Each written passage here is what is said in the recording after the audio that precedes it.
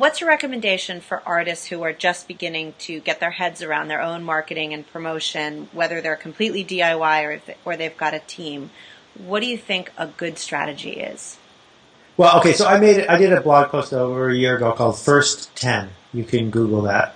And my argument is everyone has 10 friends and family members, 10 fans, 10 people in the world. If you play for them and they say, oh, that was very nice, and walk away, you need to change your music, right? If, on the other hand, those 10 people bring friends tomorrow, now you can amplify what you're doing. But nobody, not even Ariel Hyatt, can change the world for you if those first 10 people don't think you're amazing. So too many folks are spending their life savings yelling louder their boring stuff. So that's the lesson number one is you got to figure out what are you going to do. That doesn't mean kiss makeup. It doesn't mean an OK Go video. But it means are you delivering something with enough authenticity and passion that people demand you do it again for their friends? And if the answer to that is no, then you got to improve what you're making. Mm-hmm. Excellent. So 4 years ago, almost to the day, you wrote a little blog post that I don't know if you really know about this. It rippled through the music industry, and every single one of us was talking about it and blogging about it, and then we were quoting you at conferences. And I kind of wanted to revisit that today because it was really lessons that you can learn from the music business. And I just reread the blog post last night, and it's basically hasn't changed at all. So a quote from that, you said, music is social. Music is current and ever-changing, and most of all, music requires musicians. The winners in the music business of tomorrow are individuals and organizations that create communities, connect people, spread ideas, and act as the hub of the wheel. Indispensable and well compensated. So I think the well compensated is the piece that's got everybody stopped right now. We're talking about Spotify and how it doesn't pay us anything, and RDO and how it doesn't pay us anything, and how we're being forced to give away our music for free as a loss leader. And it really sucks to be an independent artist right now because it's that well compensated piece that has everybody kind of in a tizzy right now. You had me into your last sentence. There's never, ever, ever been a better time to be an independent artist than right now. Ever. I agree with you 100%. And if anyone wants to read the post, I just reposted it at thedominoproject.com. My argument is simple. If you're going to go into this angry that you don't get royalties from Spotify, angry that people are sharing your music, go do something else for a living because it just doesn't pay to be angry every day when you're trying to do your art. On the other hand, if you enter this saying, wow, I would have killed to be on the radio 20 years ago, never making a penny being on the radio. I would have killed to have everyone listening in their car for free 20 years ago. Well, guess what? That's what the internet is. It's radio, but without having to bribe the program managers, right? That the internet is radio for ideas, including music. Now, if everyone knows your song, do you make more money or less money than if no one knows your song? That's the question. And if you are serious about your art, I think the answer is I want everyone to know my song. Because if everyone knows my song, my heart will be happy because that's why I made the song. And my pocket will be happy. Because if everyone knows my song, someone's going to show up and say, come do a live gig. Someone's going to show up and say, please sign this guitar. Someone's going to show up and say, please endorse this brand of mouthwash. Right? That the problem, as my friend Tim O'Reilly says, is not piracy. Right? The problem is obscurity.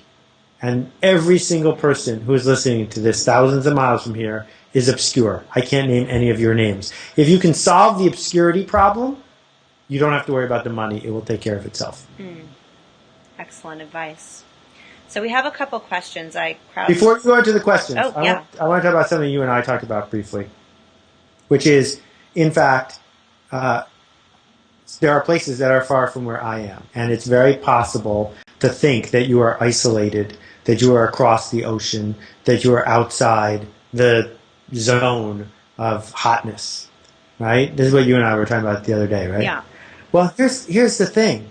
I'm not an egomaniac, but my guess is some of the people in the room have heard of me.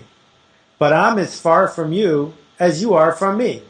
So how did I get over there? And what's keeping you from doing what I did, which is flying across the world without getting on an airplane? The fact is that the internet has made everything so small, it doesn't matter where you make your music. Because you're not going to go to lunch with someone who's going to change everything for you anyway. We gave you a microphone. Here it is. Use it. The internet's a microphone. Here it is. It's on. Is this working? Right? And use it. It doesn't matter where you live. Time zones are irrelevant now. I agree with that. Amazing. Okay, so I guess we don't have to go to the question about the tyranny of being so far away, because you just handled that one. Sorry. So this one came from Twitter. What entity has the most potential in the music industry to promote a new disruptive and successful licensing model? Any ideas on that? Your friends. Yeah. That's the answer to any question. Which entity? Right? That my blog started with 12 readers. And it didn't get from 12 readers to 1 million readers because I paid somebody. It got from 12 readers to 1 million readers because those 12 readers brought their friends. Can you talk about that a little bit more in depth, about remarkable and your theory around being remarkable? Well, there's in the book Purple Cow, which is Hugh MacLeod made that. Hugh MacLeod is a great example of someone who set out to do this. I made the argument that if advertising doesn't work, what does? What works is people telling their friends. Well, there's a word for that, remarkable, worth making a remark about. If someone makes a remark, it's remarkable. I don't get to decide that your music is good. I don't get to decide that your painting is good. The market does. If the market talks about it, it's remarkable. So here's this guy, Hugh MacLeod, living in London, and he starts drawing cartoons on the back of business cards and just giving them to people. And then Xeroxing them up and then putting them on the web and giving them for free and letting people post them. And the next thing you know, hundreds of thousands of people have put his little business-oriented cartoons on websites. They're paying him to print the back of their business cards. He has a book that becomes a bestseller, then another book that becomes a bestseller, then he gets hired to do commercial stuff, and now he's making 7 figures, right? This limited edition image behind me sold for over $1,000, and he made 50 of them. Do the math. Right? So the point is that it all worked because when you see one of these cartoons, you insist on showing it to 3 other people because it says something you didn't have the guts to say. And Dilbert grew exactly the same way. That my blog posts are written so that people who agree with them will email them to their friends who disagree so that they can have a way of making their point, right? You tell people about my blog post, not because I said something you didn't already know. You agreed with me. But you tell people about it because maybe I said it in a little bit more organized way than you would have, and it gives you validation, so it spreads. Right? Well, the same thing is true of, how did Prince become Prince? Prince became Prince because he made music that people insisted on playing at parties because it's no fun to listen to Prince by yourself. Well, if you need to play it at parties, other people are listening to it, and so it spreads. Amazing. This is a bit of a technical question. It's about the online space. What's the difference between a website and a platform in modern business, and just how critical is that difference?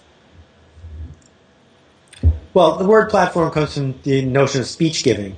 There's a whole bunch of people in the park, but the people who are giving the speech are standing on something. It gives them more volume and reach. So the internet has created tons and tons and tons of places where over time you can earn attention. So if you have 1 million followers on Twitter, it's a bigger platform than if you have 10, right? Because you have permission to go in front of those 1 million people with your next idea. If you are Oprah Winfrey in the United States, you have 40 million women watching you every week. That's a pretty big platform to talk about your thing. So a website is just a technical construct, but a website that has no readers is no platform, right? It is just a bit of technology. What you need as a musician or an artist of any kind is something to stand on so you can spread your next idea. I totally agree. So how do you go from 1 to 2? Is it just start with something that turns you on, or how do those that are terrified of engagement take their first baby step? I was talking to a musician who's pretty famous today, one of the most famous female artists on the internet, and she told me that for the first 3 years of her career, she busked. She stood on a street corner and played. I got to tell you, there's no better form of direct marketing than standing on a street corner and playing. Because if you can get people to put money in the basket, you're onto something. And if you can discover ways that you can do your work that gets more money in the basket, if you can deal with the rejection of the person walking right past you as you're standing outside in the rain playing Real Good for free, you will figure out how to take your art in ways that get people to notice. Because I got to tell you, the internet is way more brutal than a street corner. Because on the internet, everyone's anonymous, everyone's invisible, and they can say nasty things. So this notion of just taking your guitar, taking your flute, taking whatever it is, and standing in front of a bunch of people and doing your art and doing it regularly and then working your way up is how almost everyone does it. The chances that Clive Davis, now that he's done with Whitney, rest in peace, is going to call you up and say, "You're my next one," are 0. He's too old for that now. And there is no next Clive Davis. That game is over. Stop waiting for the phone. Yeah, no one is coming. I mean, it's just this sort of horrible notion. I mean, it's fabulous. You understand how fabulous it is? It means that you have all the power.